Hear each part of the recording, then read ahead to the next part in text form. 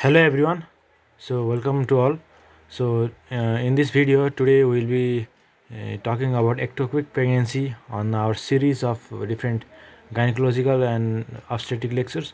So today we'll be mostly talking about ectopic pregnancy, and the ectopic pregnancy contributes to the cause of maternal mortality and morbidity in the first trimester of the pregnancy, and it accounts for 4 to 10% of the all pregnancy related death. And there has been about fourfold increase in the incidence over the last couple of decades, and it is one of the very important topic for our MBBS final year examination. And this video is mainly for targeted to the student from MBBS final year who are going to appear for the university exam. So, and other who might feel that this video helpful are welcome. So talking about diagnosis of ectopic pregnancy, definition of ectopic pregnancy. This is the ectopic pregnancy is the one in which the fertilized ovum blastocyst is implanted and developed outside the normal endometrial cavity. So the blastocyst is implanted and developed outside the normal endometrial cavity, normal endometrium, and there are various different sites of the implantation of the for the ectopic pregnancy. And the most common site, that is around 98.5% cases, it is a extra uterine, and 1.5% cases uterine. And uterine doesn't mean that normal endometrial, it is not, it is abnormal site in the uterus. And the extra uterine site includes the tubal fallopian tube. The tubal ectopic pregnancy is the most common, and it constitutes around 97% of the cases. And in this video we'll be mainly talking about this tubal pregnancy, and there are various type of tubal pregnancy. First, most common is ampulla, most commonly ampullary, like it constitute 55%. Isthmus, infundibulum, and interstitial, that is less rarely. And in uterine we have the cervical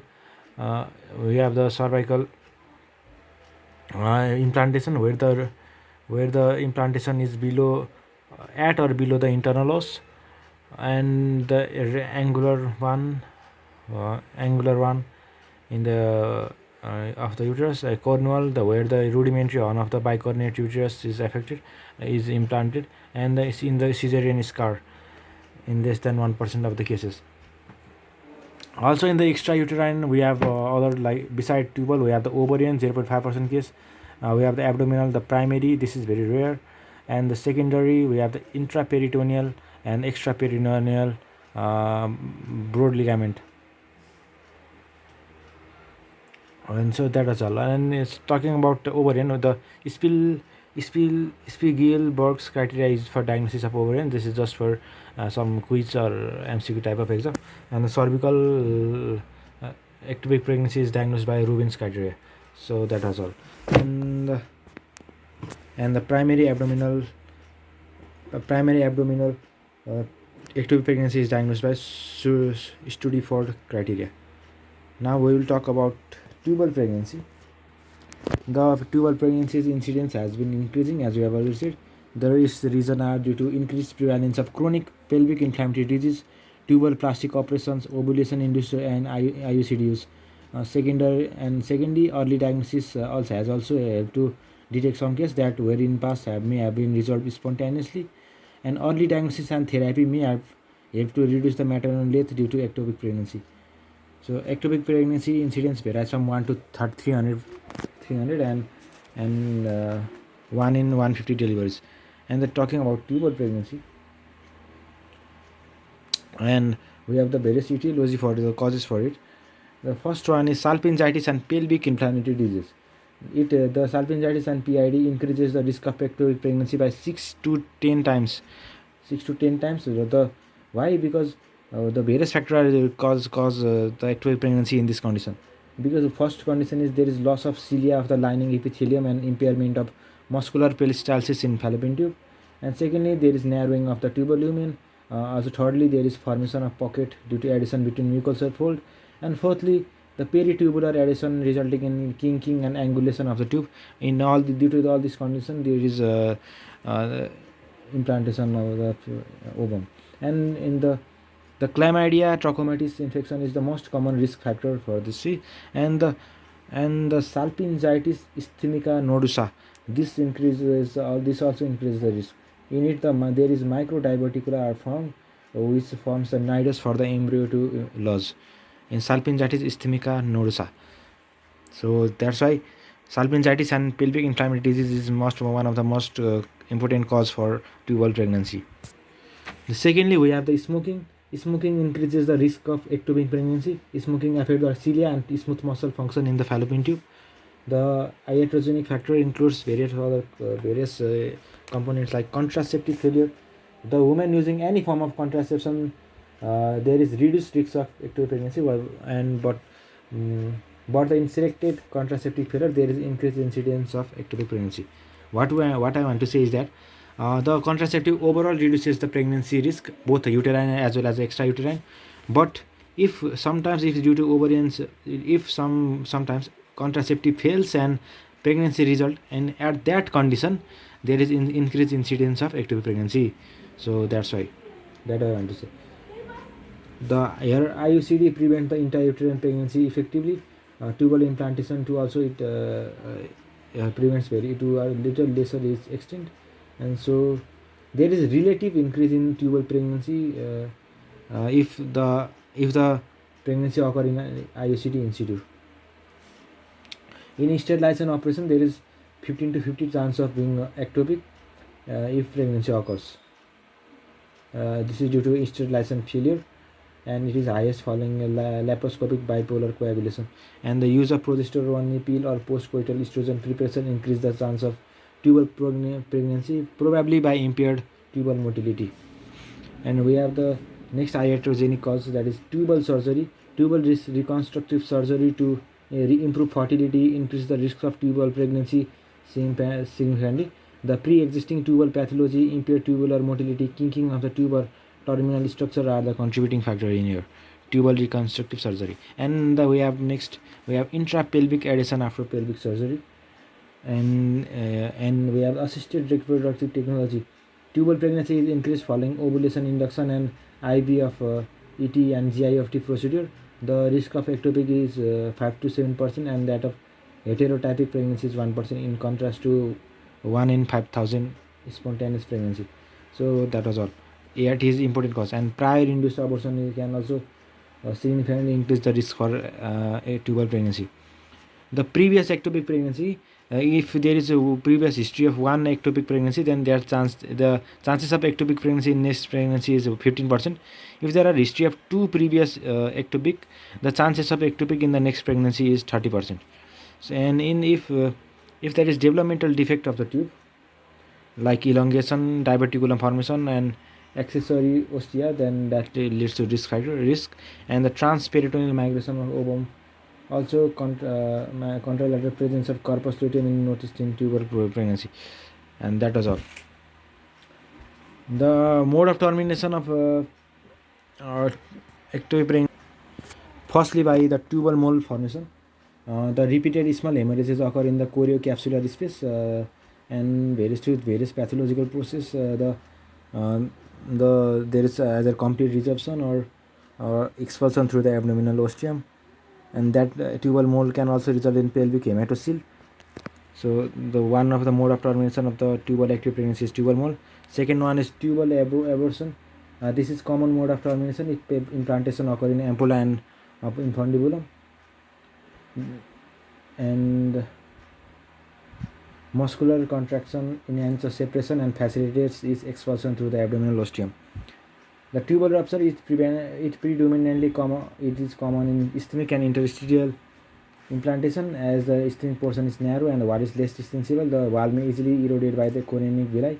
The ischemic rupture usually occurs at 6 to 8 weeks, and ampullary one at 8 to 12 weeks. So that was all.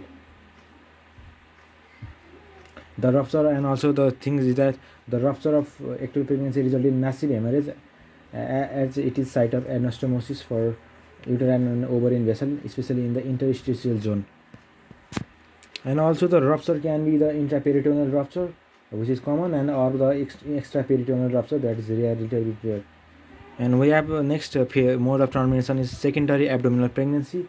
The mm, there can be secondary abdominal pregnancy as due to migration of the fetus from the tubal side to the abdomen through various process like perforation of the tubal wall and so on.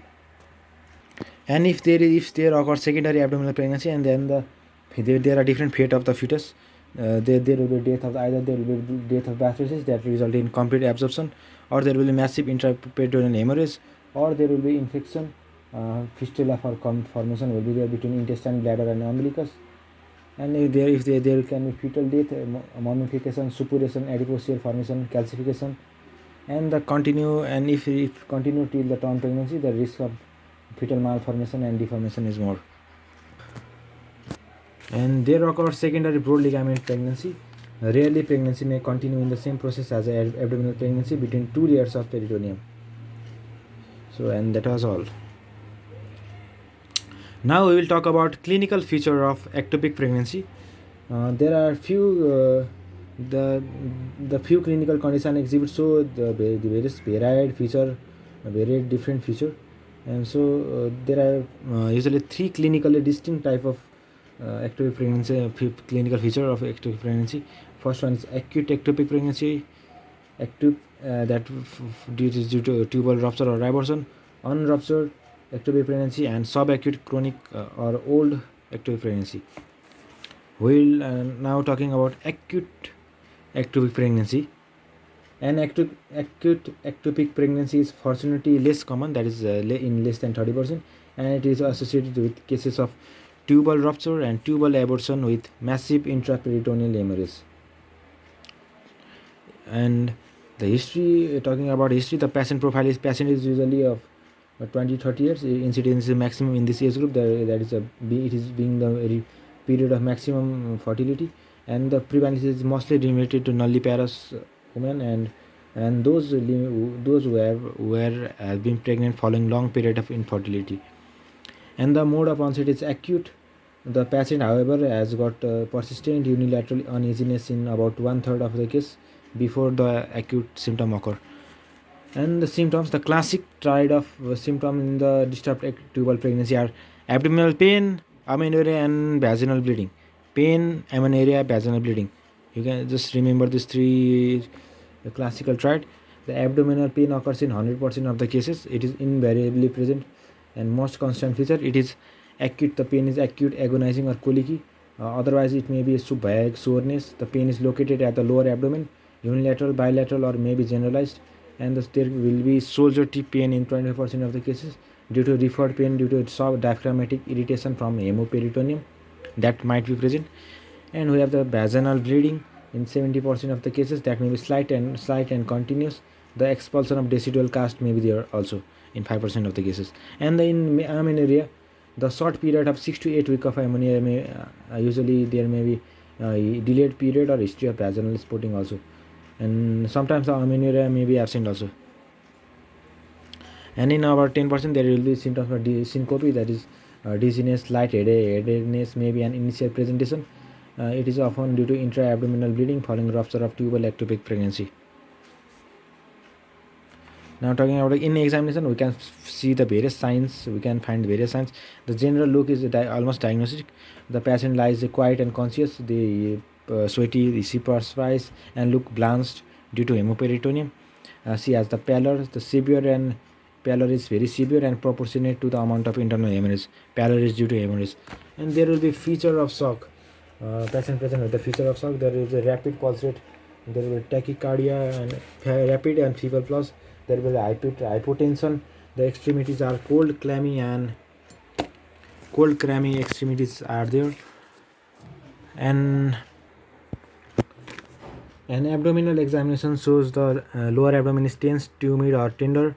No mass can be felt in the easily felt in the abdomen. The shifting dullness is present, and bowel may be distended, and their muscle guard is usually absent. It might be present too. So that was all. Abdominal tenderness, muscle guard, so that might be a striking feature.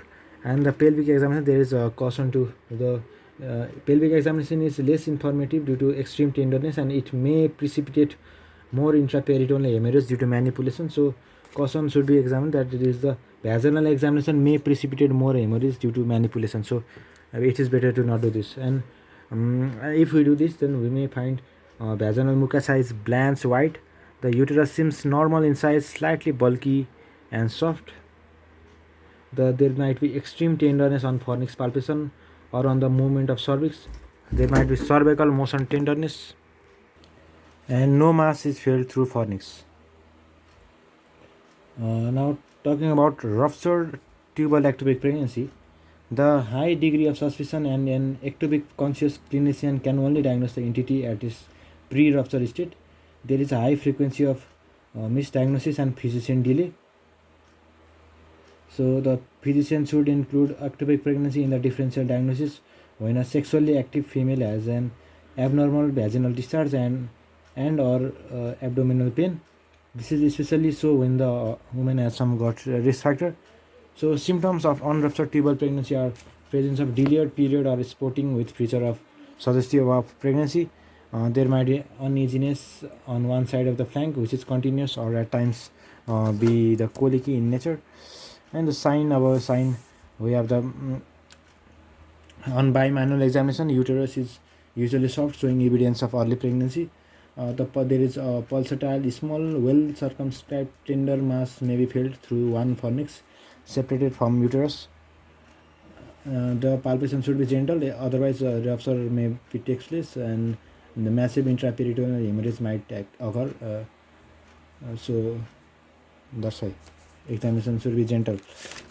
Now talking about investigation. Sorry, not investigation.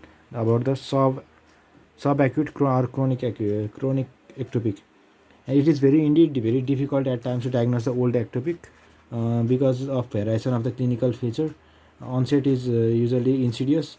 The patient has had previous attack of acute pain from which she had recovered, or she had chronic feature from the beginning itself. And the confusing feature are the absence of amenorrhea, irregular vaginal bleeding, and lower abdominal pain might be there, the apparently normal general condition, and presence of pelvic mass on internal examination, previous history of tubectomy operation or IUD insertion might be there in the subacute or chronic ectopic. Now, how we are going to diagnose ectopic pregnancy? In acute ectopic pregnancy, the classic history of acute abdomen pain with a syncopal attack and associated with feature of intra-abdominal hemorrhage in a woman of childbearing age point to a certain diagnosis of acute ectopic. No time should be wasted for investigation or other than investigation of hemoglobin and blood group. So we can do the following investigation for diagnosis of tubal ectopic pregnancy. The blood examination should be done as a routine for hemoglobin, hematocrit, ABO and RH grouping, total white cell count and differential count, the erythrosedimentation rate, and there should be done. There may be varying degree of leukocytosis and raised ESR. On the estimation of beta HCG, the urine pregnancy test ELISA is sensitive to 10 to 50 milli international unit per ml, and it is positive in 95% of the ectopic pregnancy. The single estimation of beta HCG level either in the serum or in the urine confirms pregnancy, but it cannot determine the location. So it cannot say that it is ectopic or a uterine pregnancy. And the suspicious finding of the ectopic pregnancy are the lower concentration of beta HCG compared with the normal intrauterine pregnancy. There might be lower concentration. There is a lower concentration in ectopic, and the doubling time in plasma fails to occur in 2 days. In intrauterine pregnancy, the beta HCG value usually doubles in 2 days, but not in beta HCG. So we will discuss this. We will discuss this in more detail. So the serial HCG measurement. If the HCG is more than or 2000. That is in Dutta it is written 1500, in other source it is 2000, so you can take anything. And the critical value is still getting, and if the uterus is empty in the radiologically, then that is called as ectopic pregnancy. and we should manage at ectopic. If HCG value is less than 2000, and we have to repeat HCG in 48 hours. If the level of HCG increase and nearly doubles, that is intrauterine pregnancy. In intrauterine pregnancy, the HCG doubles, so no need to worry. If the level of HCG decrease, there is intrauterine abortion. If the level of HCG increase is less than 35%, that is very not double. If it doesn't double, then there is, if there is slow rise in HCG, then ectopic pregnancy might be there, and we should manage it as an ectopic pregnancy. And we have to do the sonography. The transvaginal sonography is more informative. The diagnostic features seen in the transvaginal sonography is the absence of intrauterine pregnancy with a positive pregnancy test, the fluid echogenicity in the pouch of Douglas, the adnexal mass clearly separated from the ovary, rarely cardiac motion might be seen, and the color Doppler sonography can identify the placental shape, the ring of fire pattern. There is a ring of fire pattern might be that placental shape, and enhanced blood flow pattern outside uterine cavity. And the combination of quantitative beta HCG value and the sonography that is provides a very useful information. Transvaginal sonography provides visualization of well-formed intrauterine gestational sac as early as 4 to 5 weeks from last menstrual period.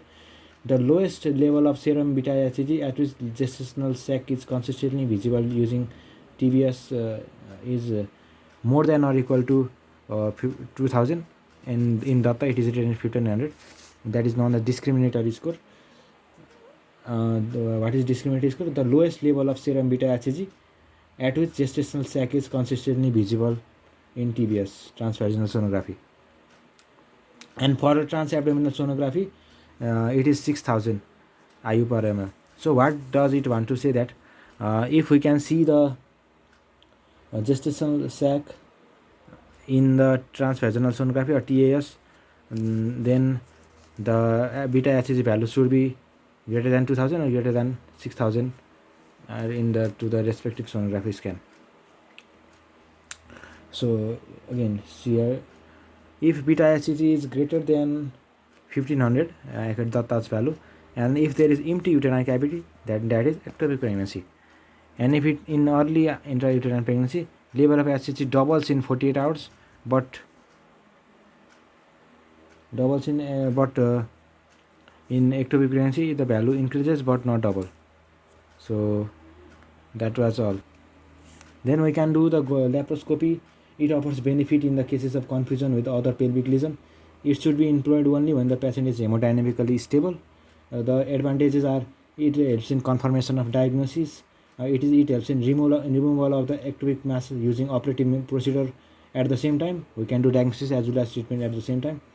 And the direct injection of a chemotherapeutic agent into the ectopic mass when medical management is decided.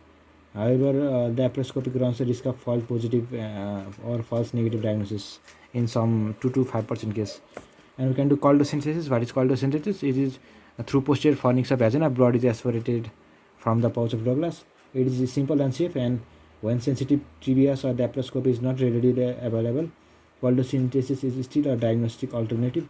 Unfortunately, negative coldosynthesis does not rule out ectopic pregnancy, and a positive result also is not very specific. So, through an 18-gauge lumbar puncture needle fitted with syringe, the posterior fornix is punctured to gain access into the pouch of Douglas. The aspiration of non-clotting blood with hematocrit greater than 15% signifies the ruptured ectopic pregnancy. After coldosynthesis, we have the other option like dilatation and curettage. Identification of deciduous without villi structure is very much suggestive. Chorionic villi that float in normal saline as lacy fronts are diagnostic of intrauterine pregnancy. If the serum progesterone, the level greater than 25 nanogram per milligram is suggestive of viable intrauterine pregnancy, whereas the level less than 5 nanogram per ml is suggests an ectopic or abnormal intrauterine pregnancy, and it is not commonly done. And laparotomy, it offers benefit when in doubt, if there is doubtful. The old axiom like open and see hold good, especially when the patient is hemodynamically unstable. If patient is hemodynamically unstable, then we have to do laparotomy. Laparotomy is an open surgery, so we have to open and see, and so we have to do it. So talking about differential diagnosis of ectopic pregnancy, the first one is acute appendicitis, salpingitis, the ruptured corpus luteum, twisted ovarian tumor, ruptured ovarian cyst, and incomplete abortion. We have already discussed in our pelvic inflammatory disease chapter. We have also discussed the difference between salpingitis, acute appendicitis, and ectopic pregnancy in the pelvic inflammatory disease video on gynecology. You can check out our video on gynecology through the playlist. So we can find the difference through the tabular form. Now we will talk about the management of the ectopic pregnancy. This flowchart is from DC Dutta's 10th edition, and this shows the scheme of management of tubal ectopic pregnancy. First of all, we have to take detailed history, evaluation of the high risk factor, and examination. Urine beta HCG serum, beta HCG or serum HCG is to be done. Urine, we have to do the ultrasound scan, as we have already discussed this. We have to be the ectopic minded. We have to always think about ectopic if we can while doing history, examination, and investigation. And if there is some clinical feature and beta HCG is negative, then we have to repeat the beta HCG in 1 week. If it is still negative, then we have to exclude the pregnancy. This is not the pregnancy, and this might be some alternative differential diagnosis. And if beta HCG is positive, if there is strong clinical feature and patient is in shock and unstable hemodynamically, that indicate we have to do resuscitation and laparotomy. And the ruptured tubal ectopic pregnancy, this is diagnosis. This is sure this is ruptured tubal ectopic pregnancy, and we have to do salpingectomy as a treatment. So this was the diagnosis. And there is some clinical feature, beta HCG is positive, then we have to do transvaginal sonography. The discriminator zone of beta HCG on TBS is 1500 milliliter, 1500 milli international unit per ml. So if on ultrasound, if you can see intrauterine sac, we have to determine the viability. Beta HCG increase greater than 60% in 48 hours. The serum progesterone is greater than 25 nanogram per milliliter.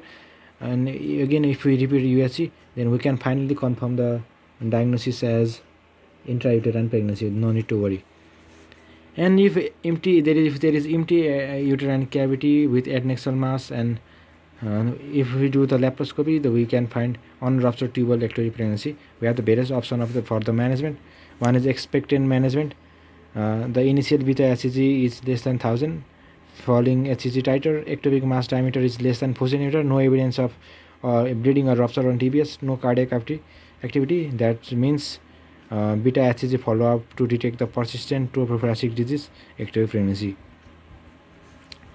In medical, we have the direct local laparoscopic USS guided methotrexate potassium chloride. We have to give this. In the systemic, we have the methotrexate 50 mg per meter square intramuscular actinomycin. Surgery, laparoscopy or laparotomy. We have to do conservative treatment is expressing out from the distal to expressing out, salpingostomy, and in extirpative we have salpingectomy and segmental dissection. So that was all. The principle of management of the acute tubal pregnancy is the resuscitation and laparotomy, and not the resuscitation followed by laparotomy.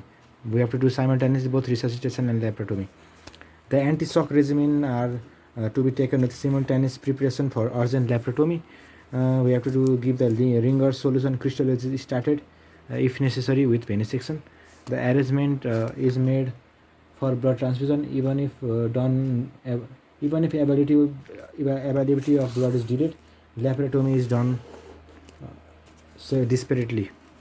So we have to do the laparotomy as soon as possible. And the blood sample grouping, after drawing the blood sample for grouping and cross matching, volume replacement with crystalloid is to be done. And we have to do laparotomy. The indication for laparotomy are the patient hemodynamically unstable, the laparoscopy is contraindicated, and if there is evidence of rupture. The principle of laparotomy is quick in and quick out. The steps of laparotomy are: the first of all, abdomen is opened by infraumbilical longitudinal incision, first we then grasp the uterus and draw it up under supervision. The tubes and ovary of both the side are quickly inspected to find a site of rupture. Salpingectomy is a definitive surgery. The tube should be excised, fallopian tube should be excised, and it should be sent for histopathological examination. And the ipsilateral ovary and its vascular supply is preserved.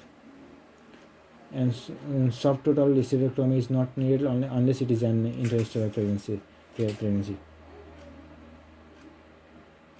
So that was about management of acute abdominal pregnancy, acute ectopic pregnancy. So what are the others? Resuscitation and laparotomy.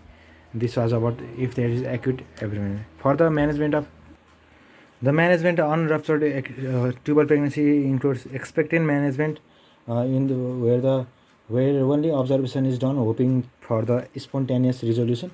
The indication for expectant management are if initial serum HCG level are less than 1500 IU per liter, then and the subsequent level are falling.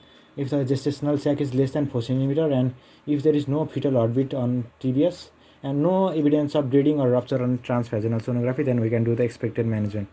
On the conservative management, it may be either medical or surgical. Otherwise, salpingectomy is done. The advantages of conservative management are the significant reduction in operative morbidity, hospital stay, as well as cost, improved chance of subsequent intrauterine pregnancy, and less risk of recurrence. For the medical management, number of chemotherapeutic agent has been used, either systemic or direct local, under sonographic or laparoscopic guidance as a medical management of ectopic pregnancy. The drugs commonly used for salpingocentesis are methotrexate, potassium chloride, prostaglandin F2 alpha, hyperosmolar glucose, and actinomycin. The criteria for medical therapy is that the patient must be asymptomatic and compliant. She should be hemodynamically stable. The serum HCG level is less than 3000 IU per liter. The tubal diameter should be less than 4 cm without any fetal cardiac activity. There should be no intra-abdominal hemorrhage. For systemic therapy, a single dose of methotrexate 50 mg per meter square is commonly given intramuscularly. The methotrexate is a folic acid antagonist, as we have read in pharmacology in second year. It is serum beta acid. It is folic acid antagonist. It blocks the dihydrofolate reductase, and it prevents the conversion of dihydrofolate to tetrahydrofolate, which is active form of folic acid.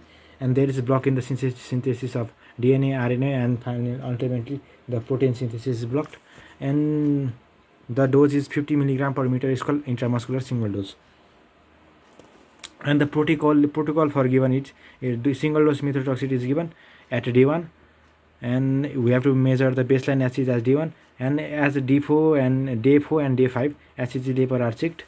And we can say the management is successful when there is decrease in HCG level between D4 and D7. If the HCG level decreases from day 4 to day 7, and then if there is and also the decrease is more than 15%, and if the decrease is on D7 is less than 15% from D4, and if decrease is less than 15%, then we have to repeat methotrexate injection. So what is the protocol? There should be decrease in level of D4, decrease in level of HCG between day 4 and day 5, D7, and if decrease is more than 15%, if there is a value has decreased, HCG value has decreased more than 15%, then management is successful. If the decrease is less than 15%, then we have to again repeat the methotrexate injection. The maximum 3 times methotrexate can be given, and result if even after giving 3 times methotrexate, then we can say the management has failed, and we have to do for surgical management. The side effects are common with multiple doses of methotrexate. The most common side effect is flatulence.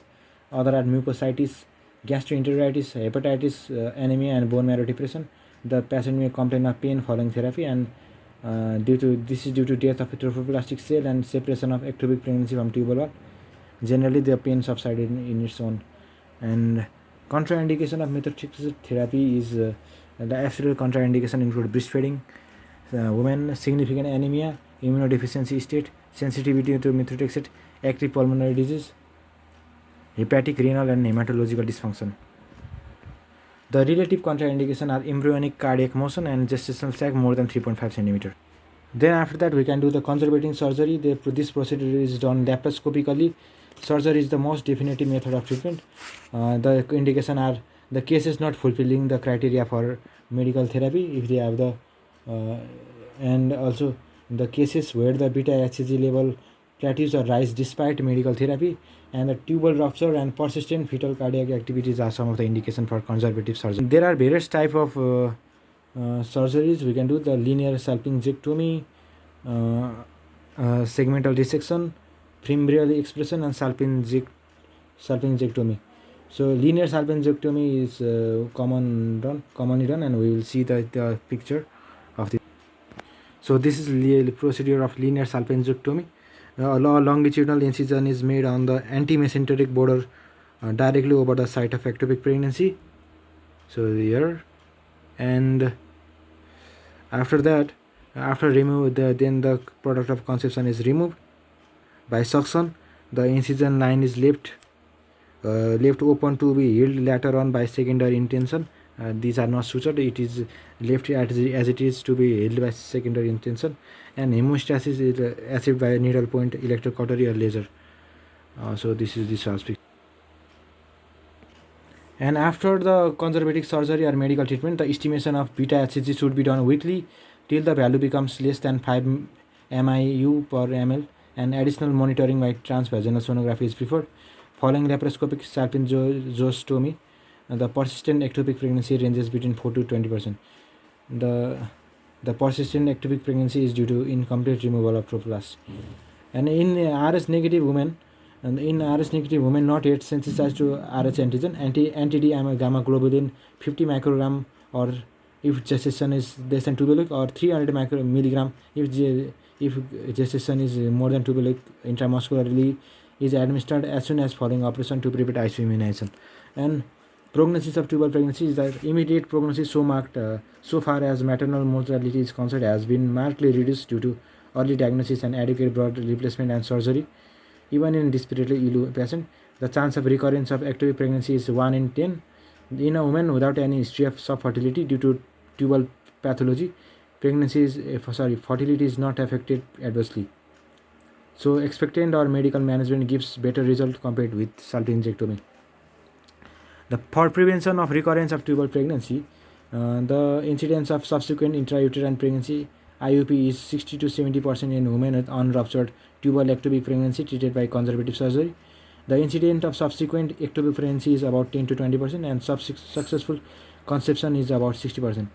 Salpingostomy done for unruptured tubal ectopic pregnancy does not increase the risk for ectopic pregnancy compared to salpingectomy.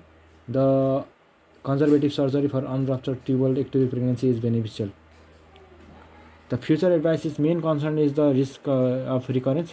Whenever there is amenorrhea, pregnancy is done, and if positive, high resolution transvaginal sonography is done to know the site of pregnancy. So that was all about ectopic pregnancy.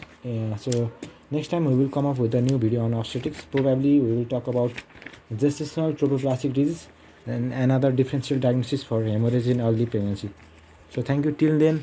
Thank you, and thank you for your patience and coming and for supporting me until this video, until the so lengthy video. Thank you. Have a good day. Bye.